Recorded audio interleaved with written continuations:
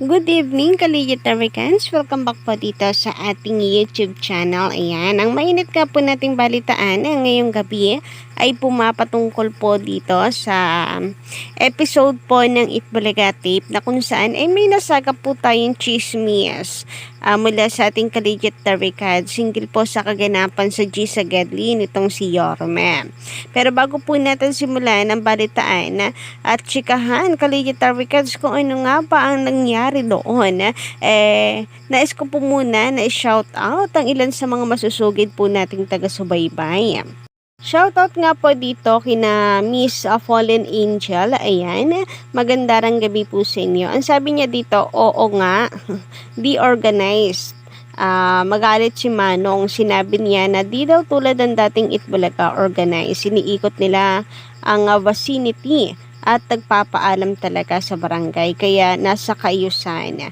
Pero kina Yorme daw magulo, nasa Parañaque sila pero nakarating sa Las Piñas, doon nagpapasalamat.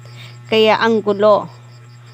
Malayong malayo sa TVJ. Welcome back, Miles Ocampo.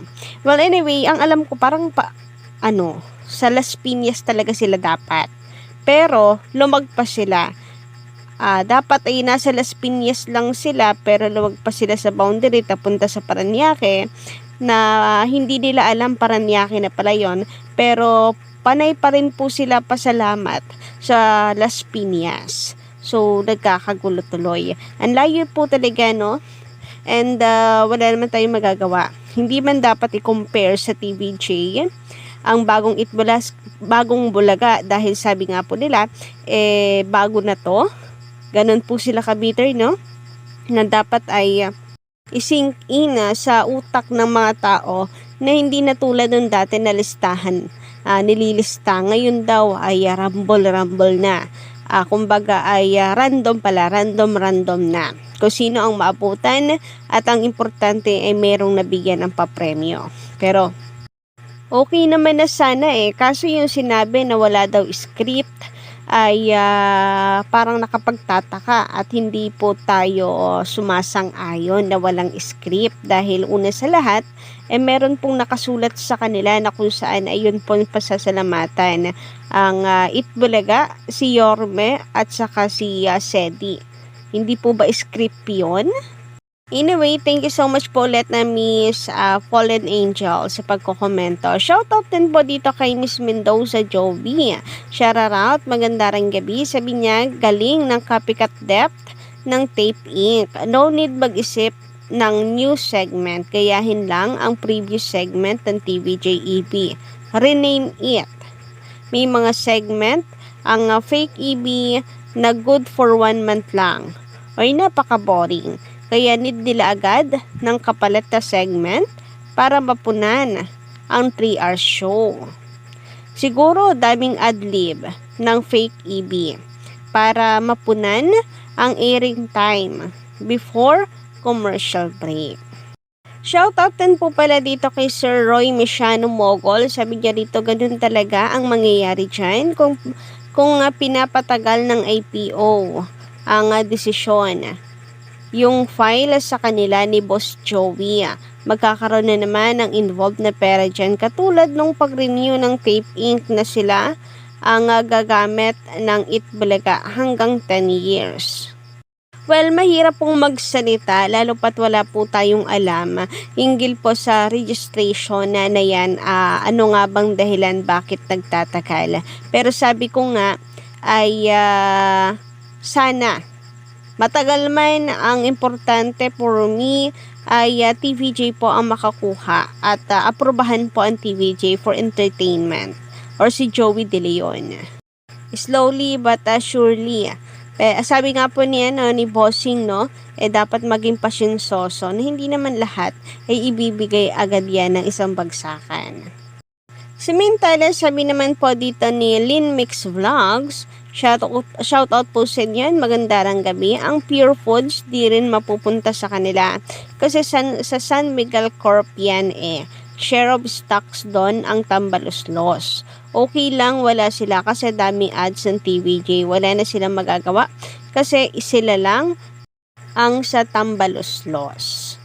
So, ilan lang po yan sa mga nagkomento po dito sa ating YouTube channel. And para po sa mga bago lang pala dito sa atin, munting channel, maaari po ninyong pindutin ang subscribe button and notification bell para kayo maging updated at una din sa mga nilalabas po nating mga balita.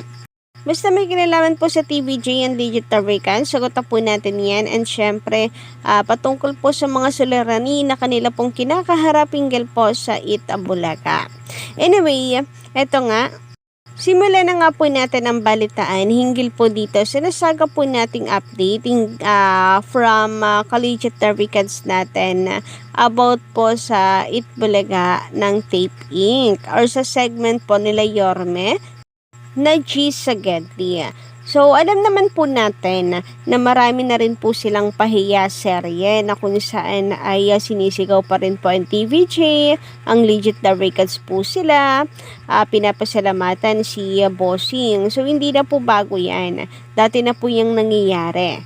And ngayon ay meron po tayo nabasa na komento na kung saan ay meron na naman daw bago na kung saan ay yung kanilang napili sa Gisa Gedli para kausapin ay tinakbuhan di umano sila. Grabe nga po yun. Kung may katotohanan po ang balitang ito, napakasaklap naman. Grabe. Napakasaklap po kapag katotoo yun. Kasi biruin po ninyo, tatakbuhan ka. Kung tutuusin, ay bibigyan po nila ito ng papremyo, di ba? So, usually yun naman po yung instinct po natin. Kapag bibigyan po tayo ng papremyo, ay lalo pat alam naman po natin na totoo dahil meron pong camera, Itbulaga ba naman ang kanilang gamit, di ba? So, napakakaraniwan po na tatanggapin mo yung papremyo, of course.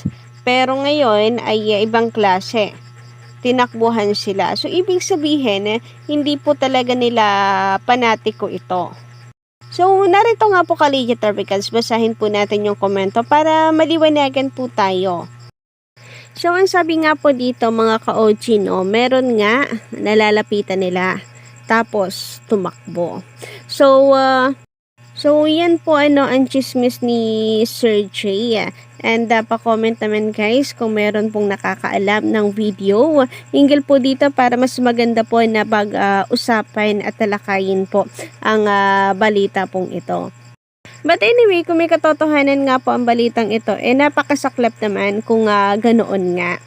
And masasabi nga po natin na isa pa rin po itong sinyales na until now hindi pa rin po sila natatanggap. And mahirap nga siguro talaga ibigay yun, lalo pat marami po sa atin ang siyang naghahangad na maibalik po sa TVJ ang Itbulaga. So malay ba natin na sa mga napupuntahan po nilang lugar may mga legit Tarvicans and hindi po yun malabong mangyari dahil sobrang dami ng supporters po ng TVJ. Kitang-kita naman po natin sa online views pa lamang at saka sa TV ratings. Nangunguna po sila. Ibig sabihin, napakarami po talaga. And about naman po sa mga lumalabas na balita sa social media, na si Yorme nga po ay mayroong ginagawang bagong proyekto which is ang nakalagay po sa article na ibinalita ay ang dahilan kung bakit magbabala sa sila ng mga host ay dahil meron na nga daw tumatanggap ng proyekto ngayon, palagay ng mga netizens, ng mga marites sa social media na baka isa si Yorme sa mapapalitan sa G sa Gedli. Dahil siya lang naman na nababalitaan po natin na may bagong proyekto. Although wala pong pinangalanan kung sino po yung mga alternate lang na papasok, dahil po sa clue na ibinigay sa article ay ito na po yung naamoy ng marami. Ngayon, ang tanong paano daw po kaya ang Itbulaga? Gayong ang sabi nga po nila ay si Yorme lang ang nagbubuhat ng show na ito. Si Yorme lang po ang lakas ng Itbulaga tape. So, kung mawawala pa, di baka po mas lalo pa na mawalan sila ng tagapanood. Pero, wala rin kasi kita naman po natin dati, kanino po bagang Facebook at YouTube ang ginagamit nila pag nagla-live? Di po ba kay Yorme din naman? Yorme na Facebook, kay Yorme na YouTube, pero wala pa rin naman po silang viewers, kokonti pa din lang. So, mga 1K. So, kung ngayon nakaka 2K views po sila and 1K dati kay Yorme, so 1K na lang po matitira ulit sa kanila. Grabe nga naman yon. So, yun lang po muna ng update natin ngayong gabi, ka-Legit Americans. Don't forget to click the subscribe button and notification bell para po sa iba pang mga balita.